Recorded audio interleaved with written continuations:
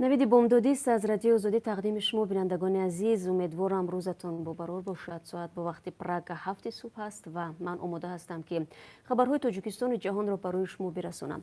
سپاس که صبح خود را با ما آغاز میکنید، اما من چون همیشه شروع میکنم از وضع باد و هوا.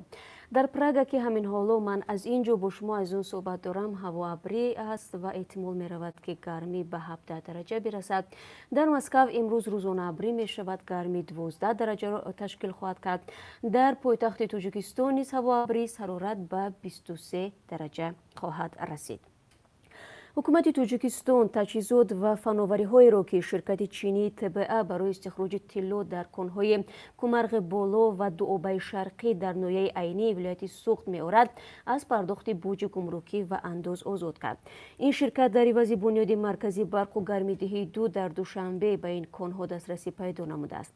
مخالفان بارها مقامات تاجیکستان را برای در اختیار سرمایه‌گذاران چینی گذاشتن کان‌های معدن از جمله طلا و نقره که بعضی آنها در شکل خام به بیرون برده میشوند تنقید کردند.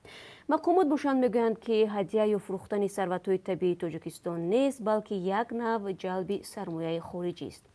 نسخه قراری که حکومت تاجیکستان 615 نوع مال و تجهیزات و فناوری‌های شرکت چینی تبعه را از بوج گمرکی و انداز آزاد کرد، روز 22 اکتبر دسترس رادیو آزادی شد. فهرست تجهیزات چینی که بدون کدام یک پرداخت اکنون به تاجیکستان وارد می شود از ماشین‌های سبکرو و باربردار و ترانسفورماتور عبارت است. در این سند گفته نمی شود که نرخ این همه مال و تجهیزات چند است و بودجه تاجیکستان از چه مقدار درآمد محروم میماند. مساحت کان طلایی کومرغ بالا و دوآبه شرقی 15.4 کیلومتر مربع بوده. از ذخیره‌های اثبات شده طلا در آنجا 51.7 تن حساب شده است. بر علاوه به تخمین گیالوکو بیش از 117 تن ذخیره طلایی ثابت نشده در این کان‌ها وجود دارد. شرکت تبعه چین با خرج 349 میلیون دلار در سال 2016 ساختمان مرکزی برق و گرمی دوشنبه 2 را به انجام رساند. از این مقدار 17 میلیون دلار سهم تاجیکستان بود. مبلغ باقی قرض اکسیم بانک چین است که تبعه برای ساختمان مرکزی برق و گرمیدهی گرفته است. مقامات تاجیکستان امید دارند که تبعه خراجات خود را از این کان‌ها میبرارد و طلای باقی مانده به نفع کشور استخراج می شود. ولی جانسین رهبر تبعه به یک تورنمو در چین گفته است اگر شرکت از این دو کان طلا خراجاتش را برآورده نسازد، حکومت تاجیکستان راضی است که به شرکت مجوز کان‌های دیگر را هم بدهد. سفارت امریکا در نیمه اول امروز تجهیزات تشخیصی مواد رادیاسیونی را به فرودگاه بین‌المللی شهر دوشنبه تقدیم می‌کند. تجهیزات مذکور از جانب اداره معین کننده قاچاق و نظارت ماده‌های هسته‌ای وزارت انرژتیک امریکا در همکاری با آژانسی بی‌خطری هسته‌ای و رادیاسیونی تاجیکستان به این کشور همچون کمک خیریوی پیشنهاد کرده می‌شود. طوری از دفتر مطبوعات سفارت امریکا امروز به رادیو آزادی گفتند به مراسم تقدیم این تجهیزات مهم نمایندگان وسایل اخباری کشور نیز دعوت شدند. تجهیزات در راه مبارزه بر ضد قاچاق مواد هسته‌ای که جزء مهمی همکاری‌های امریکا و تاجیکستان در تامین امنیت منطقوی به حساب می‌رود استفاده برده خواهد شد. سود ناحیه اکتبر سنت پترزبورگ 36 مواد را درباره حقوق ویرانکنی‌های مأموری نسبت شهروندان تاجیکستان بررسی کرده است که 18 اکتبر در میدان خانه در سنت پترزبورگ بازداشت شده بودند. مهاجران در ویران کردن قاعده‌های ورود یا بود و باش در روسیه متهم می‌شدند. در نتیجه 16 مواد برگردانیده شد، 3 پرونده قطع گردید، به 2 نفر جریمه به مبلغ 5000 روبل تعیین کردند. 15 مهاجر دیگر را 5000 روبل جریمه نموده از روسیه اخراج کردند. در همین حال بعضی خبرگزاری‌های دیگر این کشور از زنازنی گروهی مهاجران تاجیک در نزدیکی شهر کراسنogorsk روسیه اطلاع می‌دهند. به نوشته کامسомольская правда کورتکشی و زنازنی روز 20 اکتبر در نزد توقفگاه مغازه رخ داده است. گفته می شود در مناقشه 11 مهاجر از 21 تا 31 ساله تاجیک شرکت داشتند. به 6 نفر آنها یاری طبی لازم آمده است چون 5 نفرشان از ضرب کارد زخمی شدند. شرکت‌داران دیگر زنازنی از جای حادثه فرار کردند. نسبت قضیه مذکور تفتیشات ادامه دارد. раҷаб таyyib ердуғон раиси ҷумҳурии Туркия рӯзи 22 октябр бо ҳамтои русаш Владимир Путин дар бораи таҳаввулот дар Сурия гуфтугӯ мекунад. Айни замон Анкара дар шимолу шарқи Туркия амалиётеро ба зидди размандагони курд пеш мебарад.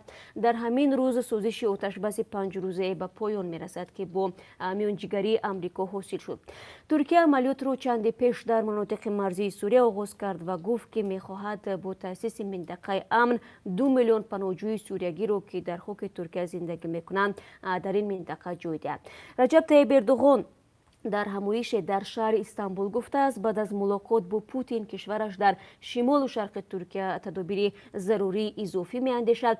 Хабаргузории Associated Press аз қабли Ердуғон навиштааст: мо ин равандро бо ҷаноби Путин баррасӣ мекунем ва баъди он чораҳои заруриро меандешем.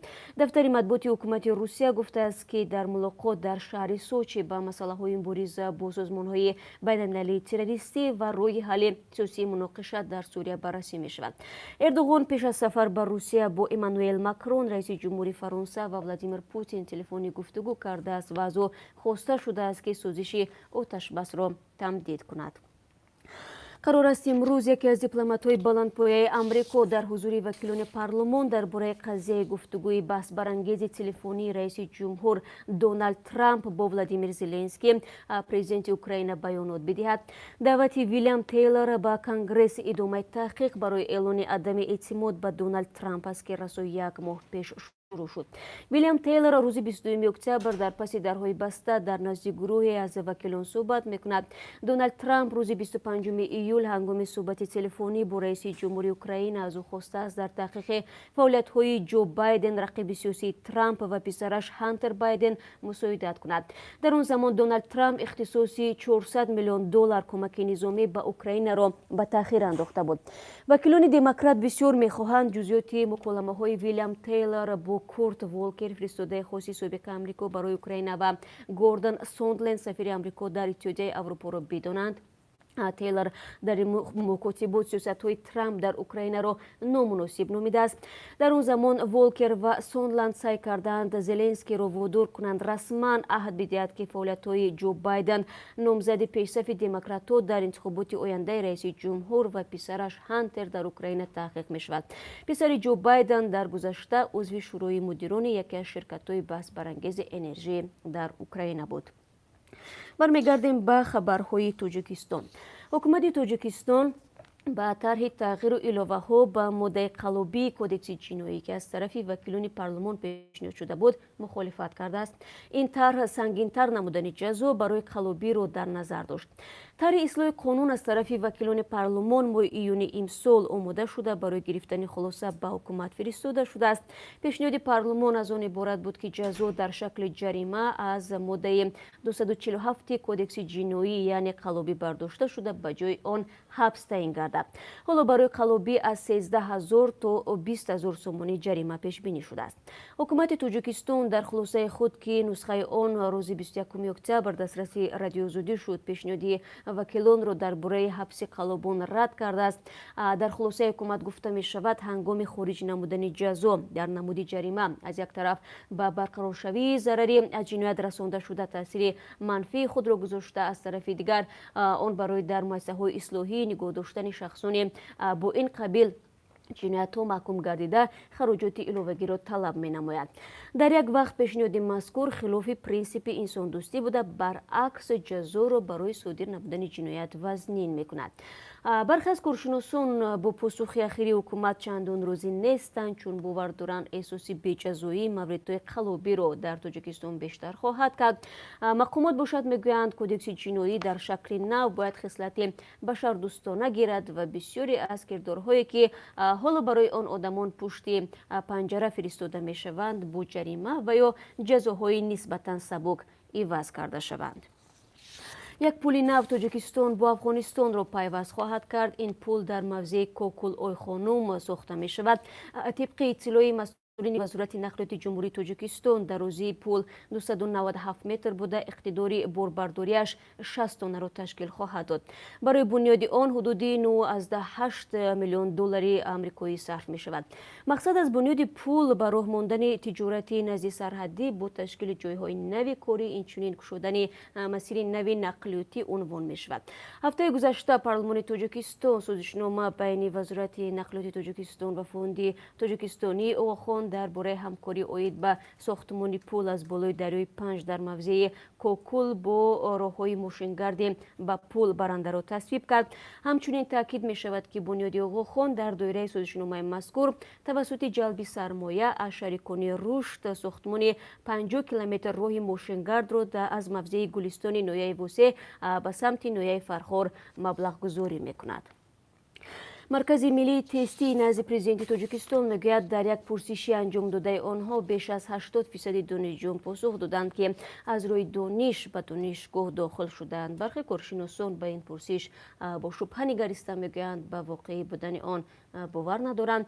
پروینه شروپ و مسئول مرکز ملی تستی به رادیو آزادی گفت پرسش میان 4801 دانشجو از مناطق گوناگون کشور گذرانده شده است. او هدف این پرسش را فهمیدن فکر و اندیشه های دانشجویان به نظام امتحان‌های مرکزانیده شده داخل شوی و معین نمودن بعضی از مسائل های مربوط به این نظام ارزیابی کرد. قبل شروپ و به سوالی که به کدام را به دانشگاه و دانشکده ها داخل شدند بیش از 83% جواب دادند که با دانش، نزدیک 15% برای توکلی و 1.5% پرسیده شدگان جواب استفاده از دیگر واسطه ها را انتخاب کردند. این پرسش مرکز ملی تستی در حالی است که مسئله سطح پست دانش خوانندگان مکاتب کشور پیوسته مورد انتقاد کارشناسان قرار می گیرد. برخی از آگاهان بر این نظرند که نسل نوی جوانان روز تا روز از کتاب و آموزش دور می شود و به طلبات جوابگو بودن سطح دانش اکثر دانشجویان زیر سوال است. مرکز ملی تستی سال 2013 در تاجیکستان به کار شروع کرد و هدف از تأسیس این مرکز قبول داوطلبان به دانشگاه ها به طور شفاف و عادلانه به واگذاری شدن دانش داوطلبان و از بین بردن رشوه و فساد گفته می شود. و بینندگان عزیز رسیدیم به آن فرصتی که من برای شما قرب اسعار خارجی برای امروز رو میگویم که از طرف بانک ملی به طور ظاهر تعیین شده است. $1 9.69 درهم است، 1 یورو 10.82 درهم و 1000 روبل روسی برابر است به 151.90 درهم. یعنی اگر شما دیده باشید نسبت به یک روز پیش روبل روسی اندکی بالا رفته است. تشکر میگویم که تقریبا 12 دقیقه ما را گوش کردید و خبرهای تازه تاجیکستان و جهان را شنیدید. البته یادتان نرود که در دوام روز صحبت‌های بیشتر شما را انتظار است. البته خبرهای نو داریم و گزارش‌های جالب. همه شما را در بخش‌های مستقیم بعدی منتظر خواهیم بود. روز خوب داشته باشید و سپاس و یکایک شما برای همراهی.